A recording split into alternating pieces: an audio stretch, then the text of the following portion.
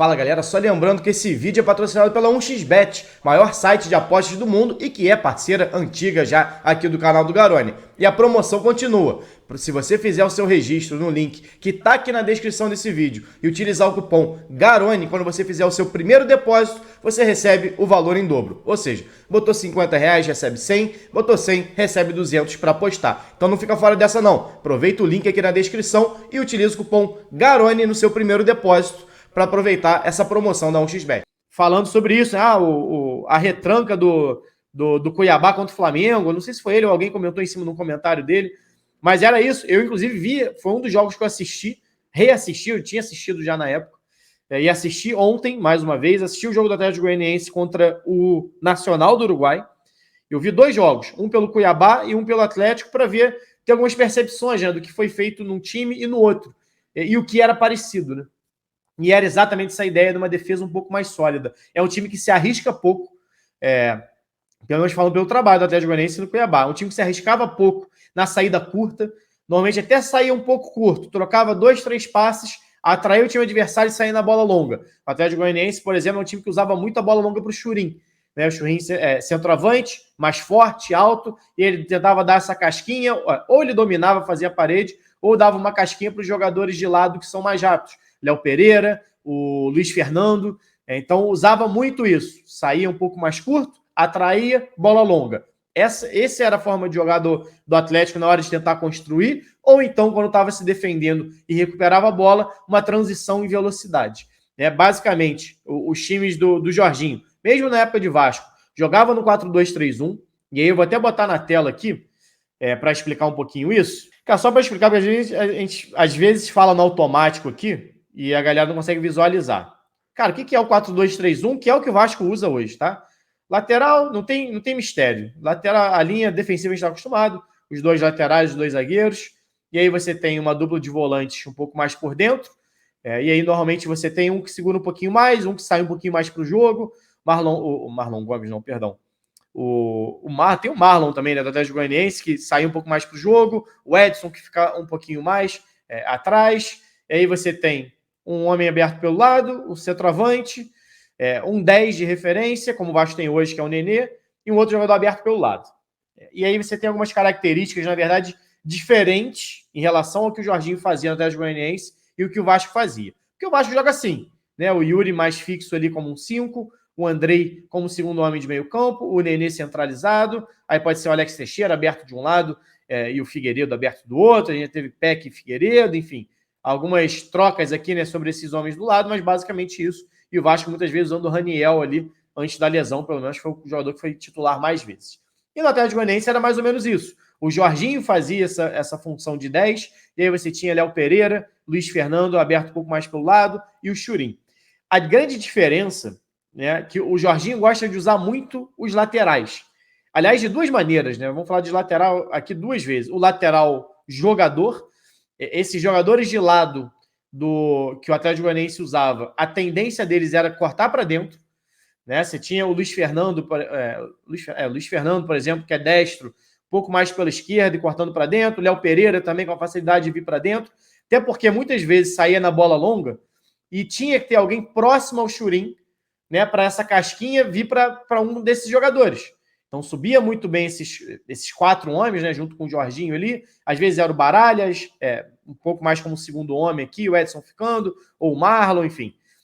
Então esses jogadores vêm um pouco mais para dentro e deixam o corredor para os laterais subirem. Né? Claro que não na bola longa, né? Depois da bola longa é mais numa construção. Então esses jogadores aqui muitas vezes entravam dentro da área junto com o Churin para completar uma jogada, por exemplo. Jogada pela esquerda, Luiz Fernando abriu um pouquinho mais para fazer essa dobra com o lateral. E aí o Léo Pereira entra junto com o Churin, por exemplo, junto com o Jorginho. E ao contrário, a mesma coisa.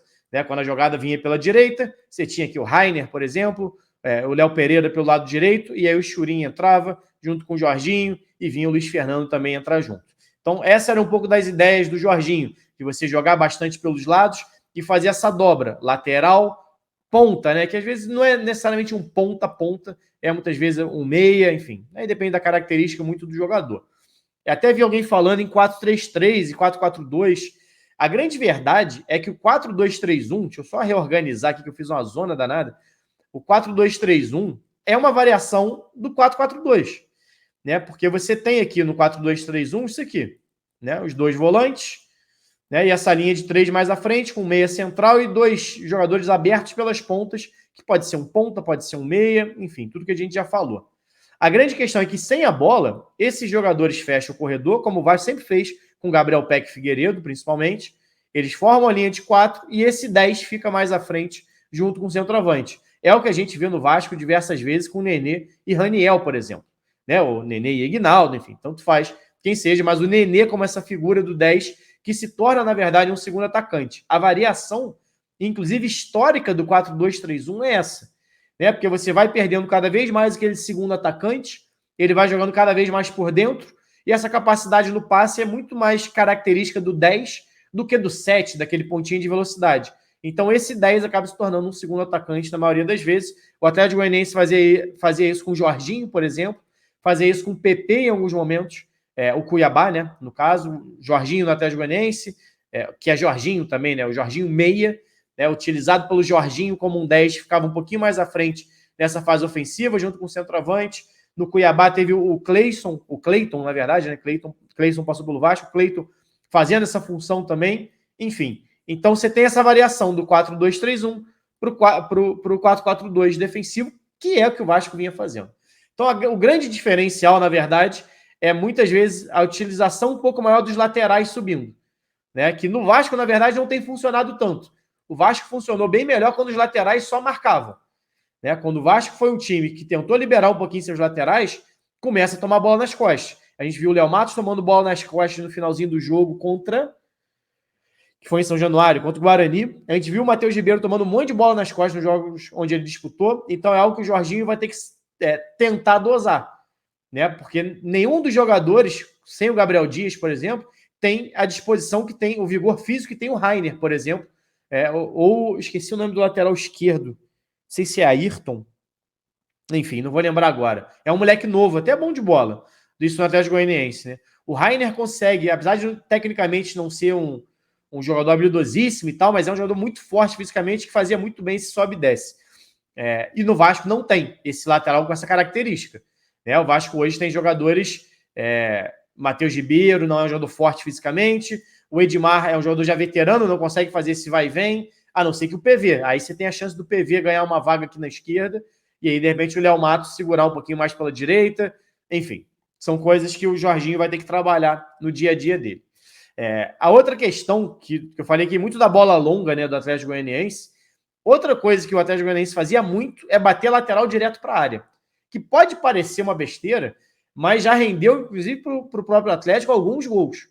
Né? O Rainer era um dos laterais, principalmente, que batia constantemente direto para a área aqui e levava perigo. Então, assim, era um time muito pragmático, o time do Atlético Goianiense. O Jorginho teve 2 passagens por lá, né? Foi bem por lá em 2021, não foi tão bem em 2022. Faz parte. Né? Isso faz parte do futebol. Você tem... Até porque, assim, na verdade, é nem que o Jorginho foi mal em 2022, não. Ele estava muito mal no Brasileiro. Acaba caindo depois de uma derrota em clássico, né? Perde para o Goiás. E isso pesa demais. Mas na Sul-Americana, por exemplo, botou o time na semifinal. Quem imaginaria há alguns anos o Atlético Goianiense fazendo semifinal de Sul-Americana? Copa do Brasil chegou até as quartas, se não me engano. Então, não dá para dizer que foi de todo ruim o trabalho do Jorginho no Atlético Goianiense, não, em 2022. Mas era um trabalho ali que, para o brasileiro, você tem muito da pressão também, as vitórias não estavam vindo, o time dentro da zona de rebaixamento e acabou sendo trocado.